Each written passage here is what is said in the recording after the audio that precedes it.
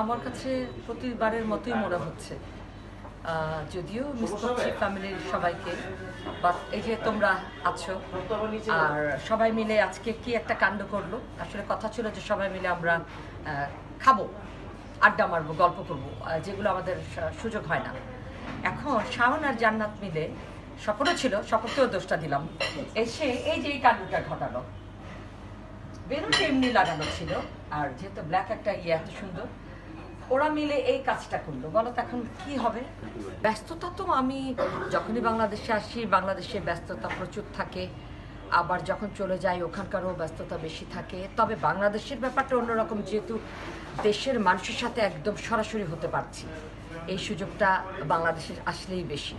তারপরে এই যে টিভিতে এত প্রোগ্রাম করছি, তারপরে আউটডোর মানে কনসার্টগুলো, ওপেন কনসার্টগুলো করছি, তো এগুলোর ভালোবাসাটা অন্যরকম। বিদেশেও করি, সেটা বিদেশেও হয়, কিন্তু বিদেশের ক্ষেত্রে বাংলাদেশিদের এত তো পাওয়া যায় না, সব জায়গায় তো এত বাংলাদেশি থাকে না।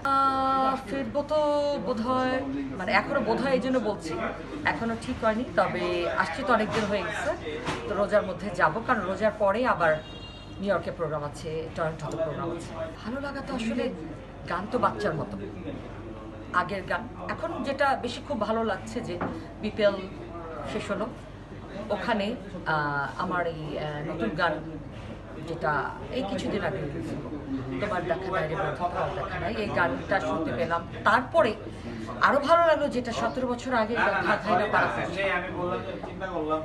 এই গানটা যখন যারা খেলা দেখতে গিয়েছিল বা টিভি দেখছিল, অনেকেই বললো যে আপু গানটা শুনতে পেলাম।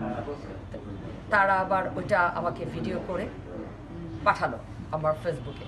তো হয় কি, এটা অনেক আনন্দের যে এই গানগুলো, মানে এই যে ন্যাশনাল টুর্নামেন্টগুলো আগেও হয়েছে, তাই আগেও এরকম অনেক খেলায় এই ধারধাইনা গানটা, আমার সিনেমার গান, নতুন গান যেগুলো হচ্ছিল, সেগুলো যখন বাজছিল, যেগুলো রিলিজ হয়েছিল, যেমন এক নিমিষে অ্যালবামের অনেকগুলো গান, ওই আরিফিন রুমির সাথে না না না তা হবে না, এইরকম কিছু গান যখন এই যে ন্যাশনাল টুর্নামেন্টে বাজে, তখন যখন মানুষ শুনতে পেয়ে ওগুলো আমাকে জানা, এটা অনেক ভালো লাগার বিষয়। ফোক গানের প্রতি ভালোবাসা তো অন্যরকম, সবসময় ছিল, এখন তো আরও বেশি। যদিও সবাই আমাকে বলে ভার্সেটাইল, বাট তার মধ্যে থেকেও সব গানের মধ্যে আমার ফোকটা থাকে, সেটা ফোক রক হোক, সুফি হোক, থাকবেই। এটা হচ্ছে সবচেয়ে মানে বড় জিনিস, মানে বিশেষত্ব।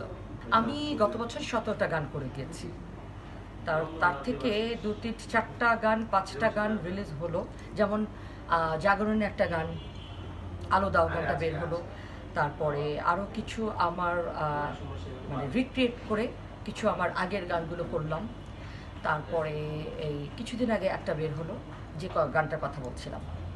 তো আরও বেশ কিছু গান আছে, ওগুলো আস্তে আস্তে করে